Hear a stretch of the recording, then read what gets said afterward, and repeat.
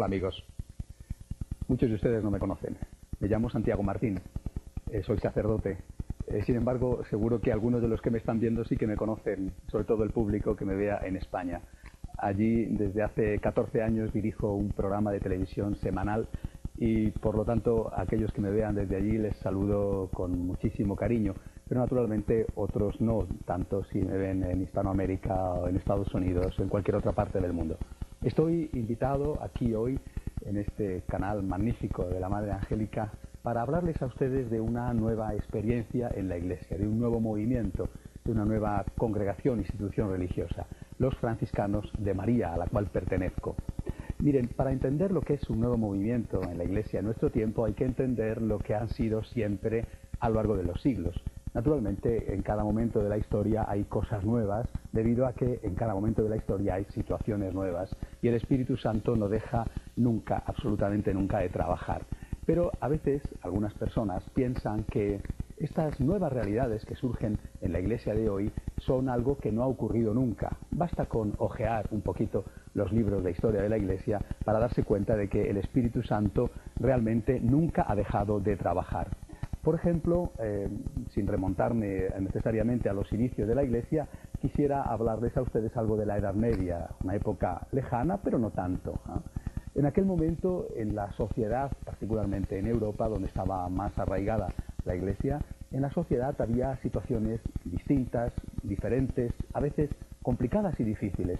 Y el Espíritu Santo hace surgir hombres o mujeres que acogen esa llamada del Espíritu Santo y que aportan soluciones nuevas a los problemas nuevos. Una de esas personas, conocida hoy por todos, fue San Francisco de Asís. Pero no solamente el santo de Asís es el prototipo de una respuesta del Espíritu Santo a una situación nueva en la Iglesia. Por ejemplo, cuando en el siglo XVI, XVII se empieza a ver las dificultades que hay con la Reforma Protestante, el Señor hace surgir a un hombre como San Ignacio de Loyola, para que le dé la respuesta que esa situación, ese problema de ese momento necesitaba. Cuando se dan cuenta de que hay tantos niños en las calles que no tienen escuela, que no tienen colegio, el Espíritu Santo suscita a muchos fundadores y fundadoras que se dedican a abrir centros de enseñanza para socorrer, para ayudar, para educar, para evitar que se pierdan tantos jóvenes, tantos adolescentes. Pienso, por ejemplo, San José de Calasanz, el fundador de los Escolapios, San Juan Bautista de la Salle, fundador de los Hermanos de las Escuelas Cristianas, por ejemplo, San Juan Bosco, el fundador de los Salesianos. Es decir, lo que hay que entender es que en estos 20 siglos de historia de la Iglesia, el Espíritu Santo no ha dejado de trabajar absolutamente nunca. Un problema, el que sea, falta de centros educativos, falta de hospitales, necesidad de que la evangelización se llevara a todos los lugares y no solamente desde los grandes monasterios. Cuando ha habido un problema, el que sea, el Espíritu Santo se las ha apañado, listísimo, para poner en el corazón de algunas personas, hombres o mujeres, el deseo de resolver ese problema y de resolverlo desde la fe. Dicho esto como introducción histórica para hablar de los franciscanos de María, quisiera referirme al tiempo presente. ¿Cuáles son los problemas del tiempo presente? Realmente en nuestra época hay cosas magníficas. Yo no creo que cualquier tiempo pasado fue mejor. A mí me parece que también la Iglesia avanza lo mismo que avanza la sociedad. Pero naturalmente en nuestro tiempo hay algunas dificultades, y algunas dificultades graves, importantes, serias. Pienso, por ejemplo, en lo que los obispos dijeron cuando analizaron el Concilio Vaticano II y su aplicación 25 años después. Los obispos de todo el mundo se pusieron de acuerdo en decir que efectivamente el posconcilio había sido un tiempo espléndido en muchos aspectos, pero que también había tenido algunas sombras. Había habido en esos años inmediatos al Concilio Vaticano II lo que ellos denominaron luces y sombras, es decir, cosas buenas y cosas malas. Por ejemplo, luces, pues algunas cosas que nos servían para estar más cerca de la gente, pero también sombras, algunos errores en la reforma litúrgica, quizá algunas personas que pensaron que la importancia de la conciencia se convertía en una especie de todo vale, de que cada uno hacía lo que le daba la gana, una cierta crítica interna en la Iglesia hacia la figura del Santo Padre, luces y sombras. Pues bien, en este momento que estamos viviendo, en este principio de una nueva época con el milenio, En este momento que estamos viviendo, queridos amigos, no cabe duda de que siguen existiendo esas luces y esas sombras. En estos años precedentes, una sensación de polarización en la Iglesia. Yo diría que de extremismos en la Iglesia. Para algunas personas, para algunas instituciones, realmente preocupados, estas personas honestamente preocupados, motivadamente preocupados por los errores y por los excesos del otro sector, pues han pensado que lo que había que acentuar era la espiritualidad. Y así, algunas instituciones quizás, sin darse cuenta, han caído en lo que podríamos llamar espiritualismo. En el campo contrario, habían acentuado muchísimo el servicio social, el trabajo con los necesitados, la ayuda a los pobres, pero realmente con muy poca espiritualidad y en algún caso extremo, llegando incluso a beber de fuentes que no eran permitidas para un cristiano, como era el marxismo. Y puedo citar el caso de la teología de la liberación, pero no toda la teología de la liberación, sino aquella precisamente que la Iglesia condenó y que dijo que no era apropiada para un cristiano. Es decir, hemos vivido en estos años del posconcilio una situación marcada por los extremos, por unos extremos que eran antagonistas y que desfiguraban de una forma o de otra el rostro verdadero de la Iglesia. La Iglesia es católica, católica significa universal, pero también es equilibrada, es madura. La Iglesia es de una extraordinaria belleza, como corresponde a la obra de Jesucristo. No hay que olvidar que Jesucristo, el fundador de la Iglesia, fue hombre verdadero y Dios verdadero. Es decir, en Jesucristo hay las dos dimensiones que tienen que estar siempre en la Iglesia y en cualquier obra de la Iglesia. Auténtica humanidad y auténtica espiritualidad. Hombre y Dios. Eso fue Jesucristo. Pues bien, esos son, para mí por lo menos, los problemas más importantes del tiempo de hoy, los problemas más importantes de la Iglesia de nuestros días. Por eso, queridos amigos, voy a presentarles lo que intentamos ser los franciscanos de María. Voy a presentárselo después de una pequeña pausa que vamos a hacer ahora en unos momentos. Confío en que sigan ustedes después de esta pausa, intentando mostrarles cómo precisamente lo que los franciscanos de María quieren ser o quieren aportar es un rostro equilibrado y maduro de la Iglesia. Hasta pronto.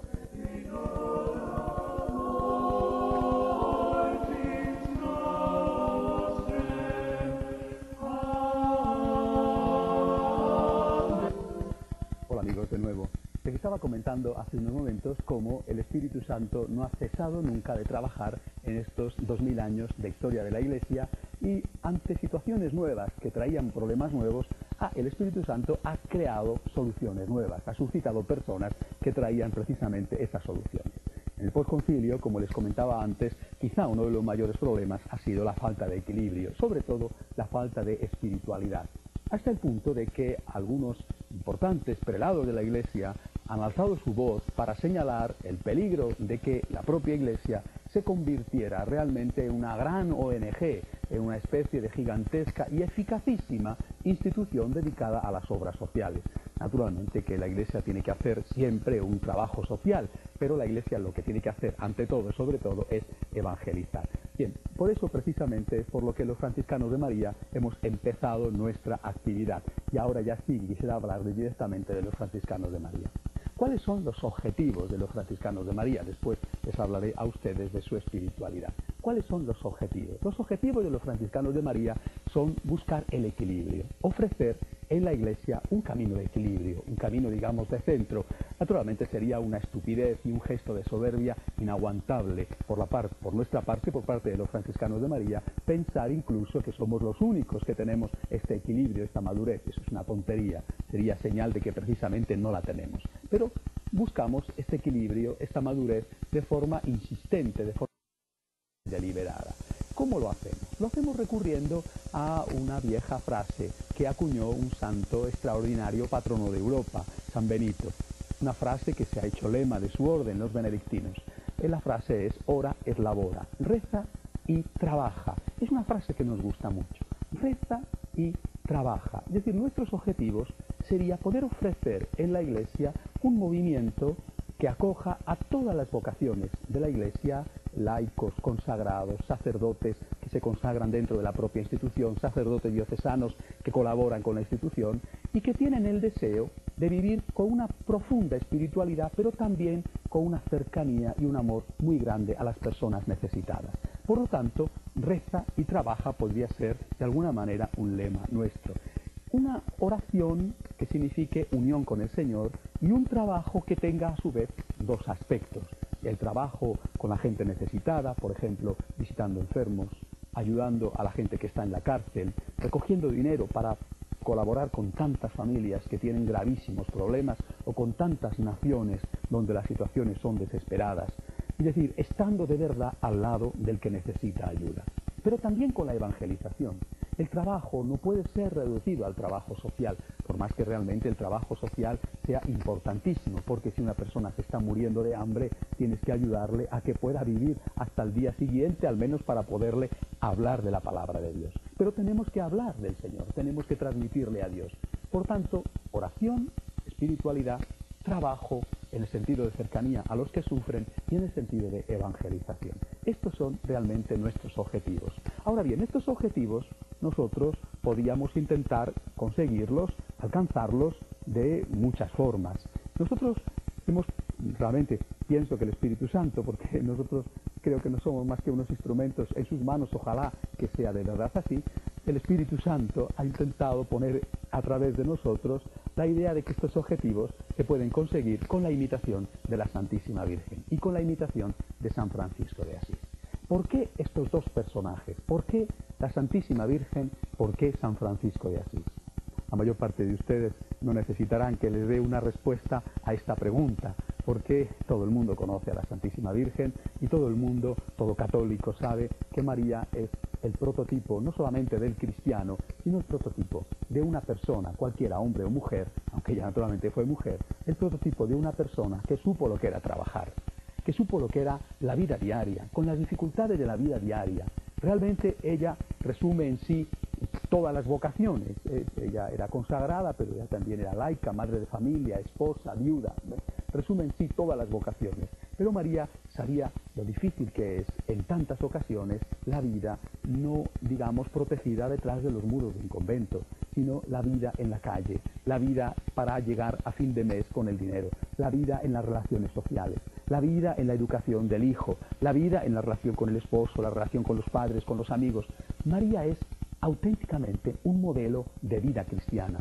Nos parecía, por lo tanto, que la Virgen María era el modelo inigualable, el más excelso de todos los que pudiéramos buscar para alcanzar ese camino de equilibrio. María era una consagrada y a la vez era una esposa.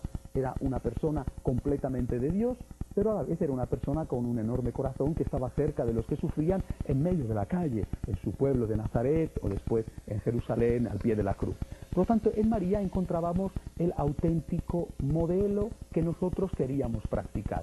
Estar con Dios al lado del que sufre. Estar con Dios cerca de una persona que o bien no conocía a Dios, y en ese caso había que evangelizarla, o bien simplemente esa persona necesitaba comer, necesitaba beber, necesitaba compañía, necesitaba ropa, necesitaba simplemente una palabra de auxilio, una palabra de aliento. Esto en cuanto a María. Bueno, ¿y qué podemos decir de San Francisco de Asís? Miren ustedes, San Francisco quizá es, lógicamente, un santo no tan conocido como la Santísima Virgen, pero pienso que es lo suficientemente conocido en el mundo. San Francisco de Asís es uno de esos santos universales en la Iglesia, hasta el punto de que hasta los protestantes le quieren, que el Santo Padre Juan Pablo II, cuando ha querido convocar a los líderes de todas las religiones del mundo para rezar juntos por la paz, pues les ha convocado en la bellísima ciudad de Asís. Por tanto, San Francisco, sin ser una persona tan universal como la Virgen María, es realmente una persona conocida y querida por todos. San Francisco tiene algunas peculiaridades que nos parecían enormemente importantes para el tiempo presente. Una de esas características de San Francisco es su cercanía a la gente necesitada, su propia vida de pobreza, es decir, un estilo de vida que nos parecía muy oportuno para poder estar al lado del que sufre. No puedes ir al que sufre desde arriba dando como una limosna de lo que te sobra, sino que tienes que estar sufriendo con el que sufre. Pero había otra cosa que nos gustaba muchísimo de San Francisco y que quizá por desgracia algunos en estos últimos años han querido omitir. Me refiero a el extraordinario amor a la Iglesia, particularmente al sucesor de Pedro, al vicario de Cristo, al Papa. San Francisco de Asís fue un hombre caracterizado por un amor a la Iglesia y al Papa extraordinarios, también por un amor, por ejemplo, a los sacerdotes, incluso a los sacerdotes pecadores. De tal forma que estas dos figuras, la Santísima Virgen y San Francisco de Asís, se nos presentaron como unos modelos extraordinarios para poder imitar y poder conseguir eso que estábamos buscando. Un camino de equilibrio, un camino donde hubiera espiritualidad, pero a la vez también cercanía intensa con el que sufre, o evangelización para llevar Dios a quien no le conoce. Bueno, quizá ahí está todo, en cuanto que los dos personajes ya están presentados. ¿Cómo intentamos hacer esto los franciscanos de María? Lo primero que quiero decirles es que cuando empezamos estábamos un poco a ciegas, no sabíamos muy bien qué iba a ser de nosotros. Afortunadamente, como pasa siempre en estos casos, los niños, los bebés, tienen siempre alguien que les cuida, especialmente en los primeros pasos de su vida. Nosotros tuvimos la enorme suerte de encontrarnos el arzobispo de Madrid, el cardenal Suquía, que era entonces el arzobispo, que fue el que nos acogió, el que nos comprendió, el que nos dio también la primera aprobación eclesiástica. De tal forma que nuestra asociación aún es tan reciente, apenas no llega a los 7 años, nuestra asociación es una asociación ya aprobada por la Iglesia, es una asociación pública de fieles que reúne en sí, en la cual pueden participar, por lo tanto, todas las vocaciones, como he dicho antes, laicos, consagrados, sacerdotes o bien sacerdotes que simpatizan, que colaboran con esta asociación. Para nosotros es muy importante poner la palabra de Dios como eje de nuestra vida. Hemos comprobado que, por desgracia, con una cierta frecuencia, tantas veces a lo mejor las personas que van a misa, al salir de misa, por una causa o por otra, no han terminado de entender bien el Evangelio. Nos parece tan importante la palabra de Dios, que es realmente el alimento que tenemos para nuestra vida, para intentar aplicar a nuestra vida cotidiana aquello que el Señor nos ha dicho. Especialmente esa palabra de Dios del domingo, que es el alimento que la Iglesia nos propone. Así pues, los franciscanos de María, como eje de su espiritualidad, además de la imitación de la Virgen y de San Francisco de Asís, se proponen la práctica del Evangelio, sacando un fragmento cada semana del Evangelio que la Iglesia ha propuesto el domingo. Hay una serie de meditaciones preparadas para ayudar a los grupos de laicos a que vayan adelante con esta práctica, leyendo el Evangelio, intentando aplicarlo en la propia vida y en las propias circunstancias. Uno se deja evangelizar por el Señor, y es de esa forma como precisamente el Señor va trabajando en cada uno de nosotros, procurando esa necesaria conversión personal, sin la cual no podemos hacer nada. Sería un error intentar evangelizar, sería un error intentar hacer el bien social si nosotros no intentamos vivir con una vida de conversión. Sería como predicar algo que no tenemos, algo que rechazamos para nuestra propia vida. San Francisco esto lo tuvo clarísimo. El Evangelio, decía el santo de Asís, era para aplicarlo y vivirlo a la letra, decía él, sin glosas, sin manipulaciones, que lo que sirven es para intentar camuflar la exigencia y la radicalidad de la palabra de Dios. Por lo tanto, esto es para nosotros fundamental. Los grupos se forman precisamente en torno a la palabra de Dios. Es esa palabra de Dios escuchada, meditada, interpretada, ya están los temas preparados para evitar que cada uno se vaya quizá por caminos que no son católicos, interpretada, la que tiene que ser después aplicada por cada miembro de la asociación. Esto se hace en unas reuniones generalmente semanales, en algún caso quincenales, donde hay una coordinación dentro de todos los grupos que estamos ya en tan pocos años, afortunadamente por milagro de la Virgen María, en 6 países. Pues bien, estos grupos normalmente lo que hacen después es ponerse al servicio de los párrocos, al servicio de las parroquias, es decir, se acercan al sacerdote del lugar y le dicen en qué podemos ayudar. Para nosotros es muy importante este apoyo a la parroquia. Es realmente importante porque, miren, nosotros no queremos sacar a la gente de la parroquia ni de la diócesis. Hay que construir la iglesia. Le dijo el Señor, repara mi casa, que como ves amenaza ruina. Se refería a la ermita de San Damián que se caía, pero se refería simbólicamente a la iglesia de Dios. Para nosotros es muy importante no salir de la iglesia. Al contrario, llenar a las personas de verdadera espiritualidad católica, de amor a la Santísima Virgen, de amor a la palabra de Dios, de amor al Papa, de amor a los pobres, y poner a esas personas bien formadas al servicio de la Iglesia allí donde tienen que estar. No siempre resulta sencillo, no siempre a lo mejor lo conseguimos hacer a la perfección, pero realmente es nuestro deseo y es lo que intentamos hacer en todas las ocasiones que nos es posible. Por lo tanto, estos grupos coordinados desde el centro de la asociación se ponen después al servicio de la parroquia, al servicio del sacerdote, haciendo aquello que el sacerdote necesita. Hay sitios donde, por ejemplo, hacen visitas domiciliarias en las casas para llevar la palabra de Dios. Hay sitios donde se dedican a cuidar de los enfermos o de los ancianos que viven en ese territorio, en esa parroquia, en esa zona. Hay sitios donde se trabaja, por ejemplo, en los barrios de prostitución. O hay veces donde en la parroquia no hay necesidad, estás en una gran ciudad, entonces se va a atender a lugares de otras congregaciones religiosas o a lugares públicos, cuidando de los enfermos, de los ancianos, de las personas que en ese sitio tienen un problema o una necesidad. Lo importante, queridos amigos, es que realmente se tiene que vivir con espiritualidad, cerca de Dios, cerca del Señor, pero a la vez cerca también de los pobres. No podemos separar Dios del hombre, no podemos separar la necesidad de estar con el Señor de la necesidad que tiene el Señor de ser ayudado por nosotros, en los que no le conocen, en los que tienen hambre, en los que están solos, en los que están enfermos. Queremos hacer un ejército para la Virgen.